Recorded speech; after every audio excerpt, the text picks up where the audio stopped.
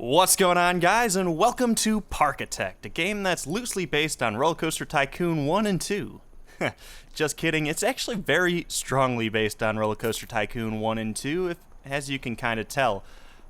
There's a lot of differences, there's a lot of similarities, but you know what? I love this game so far. It is, as you can see down here, it's in pre-alpha 5. What is a pre-alpha? I don't really know, because to me, alpha is when you're starting to play the game.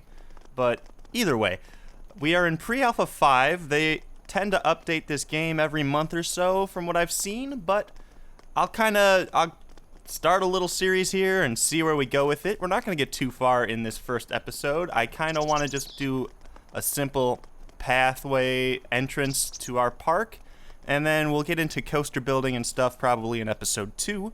So let's just go ahead with that. You'll remember from RollerCoaster Tycoon 2 that you could kind of rotate the camera. But one big difference here is that you can actually hold Alt and the mouse wheel and free rotate, which is very different. So nice. So let's go ahead and start building. So I've played this a little bit, not too much, but enough to get the hang of it. So I'm gonna go ahead and start building. I'm not sure how many hours of gameplay we'll get out of this. They say you can get like 2 or 3, so we'll see what happens. First thing I'm going to do here is lay down what are known as employee pathways. I like to just kind of start off doing that. We'll kind of get into that a little later, but basically they're kind of shortcuts for your employees. So as we grow out this way, I'm going to have a hidden employee pathway. We'll mask it with a bunch of scenery. It'll just go it'll bypass the rest of the park where all the guests are gonna sit and walk and do whatever they want to do, but that's gonna be my plan for now.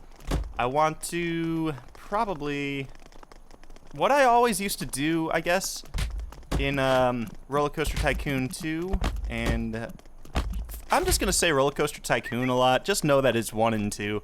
I always put a kiosk straight away right in the front, and I put a few just so the guests had to go past them so they can then go in and buy their park maps, and usually I had them for free, and I'll just do that here as well, put them down for free.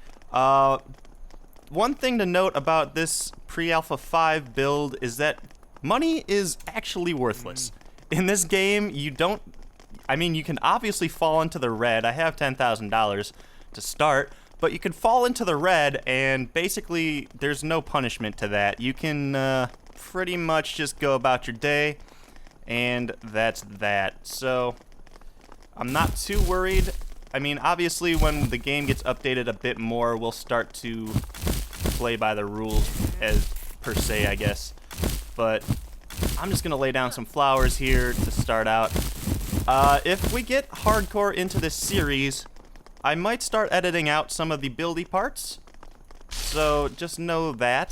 But yeah, until then, I guess we'll just see how this goes. Yeah, if you guys like this game, like this series, want to see more of this, let me know with a thumbs up. And yeah, I guess one thing that I need you guys to do for me is go ahead and name the park. We need a name for this park, because right now it's just called what? Park? Theme park? Something like that. It's called Unnamed Park. So no one's gonna want to go to Unnamed Park. Guys, let me know what we should name our park here in the comments, and I'll go ahead and name it next episode or next couple episodes as I get some more comments up there for that. So, alright, let's just continue our main walkway here.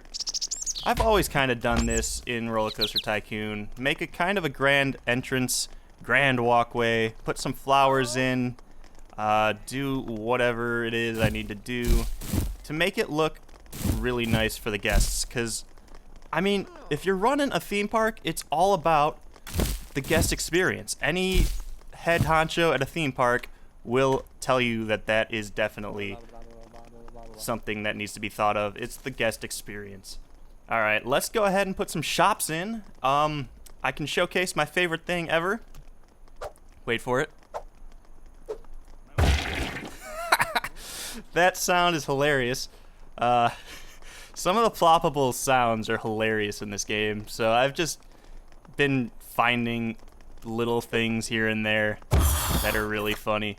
But yeah, I haven't really gone into it too much, but like I said, I've played a little bit, so I know what I'm doing, but I don't know what I'm doing, so this should be a little interesting.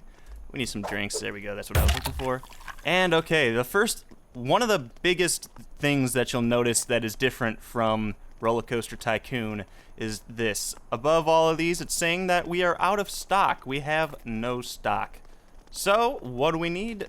Well, the stock comes in over here, and we need workers to then bring them in. So we'll just hire some workmen. We'll give them, I guess, blue uniforms, whatever.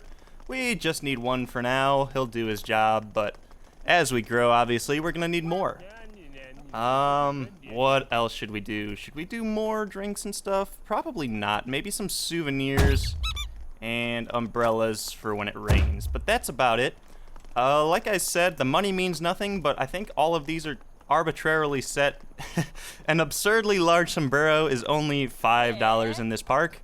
Maybe we should up that, maybe not. I don't know how much we're going to get into tweaking all of that kind of stuff in this playthrough. Like I said, it's meaningless. The money means absolutely nothing. So, I do like this game so far. I mean, what I can say about it, I like it so far. It's very interesting. Like, the props that you can place over, like, you can place them wherever, but you can also place them over paths. So it creates a bit of a building, like, scenario. You can do a lot more with it than you could in, like, RollerCoaster Tycoon. Alright, let's go ahead and place our first ride. Obviously, we need to place a carousel, because every good park starts with a carousel. And let's go ahead and test it, even though we don't really need to, because I think the testing results are already in. Yep. It's extremely low, obviously. I mean, it's just a carousel. But we'll go ahead and lay some track, or not some track, a queue path down. We'll just kind of plop it around here. And boom, we now have our first ride. We'll go ahead and open it. And we'll set it at $2. Sure, whatever. How much does it cost to get in? Only $1? No. Let's bump it up to $3. Yeah, so I don't know. What I've been doing in this game is just kind of figuring out what I like about it, figuring out what I don't like about it. So far, there's really not much that I don't like about this game. I love that you can click and drag to drag new scenery around. That's cool. My plan over here is to put a wooden roller coaster in. Like I said, I'll do that in episode 2. But yeah, I'll show you guys the coaster builder in episode 2. That really makes this game for me. I really loved RollerCoaster Tycoon, and the coaster builder in this game is... Whoa, that was glitchy. The coaster builder in this game is extremely well thought out and very, very cool. There's a lot of cool things that adds to what RollerCoaster Tycoon originally implemented, and so you get a little bit more flexibility with things, and it's great. So we'll check that out in episode 2.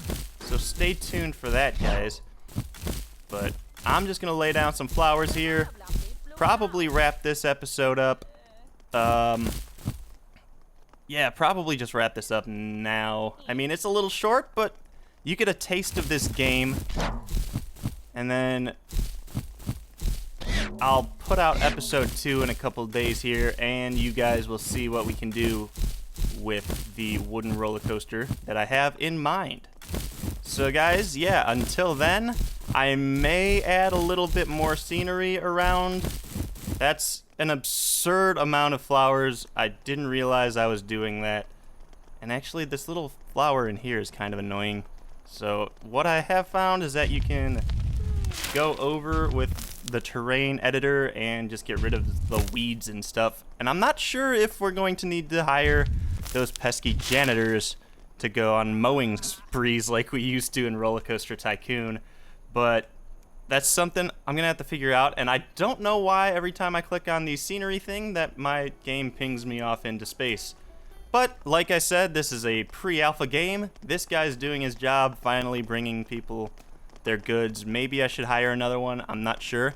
We'll hire some more guys next episode. We'll get into building our first roller coaster next episode. So guys, stay tuned for that, and I'll see you in the next one.